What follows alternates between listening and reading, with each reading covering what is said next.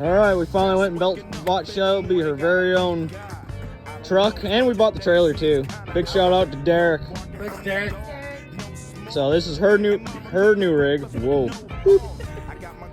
It's a 73K20 with a 454 and 35-inch boggers, and the tranny has issues. I don't know if you can see that. There you go, there's a better shot of the tranny. Yeah, it's broken, but that's no big deal. It just needs a new housing. It's half tore out. Just got decent tires, decent body, and runs good.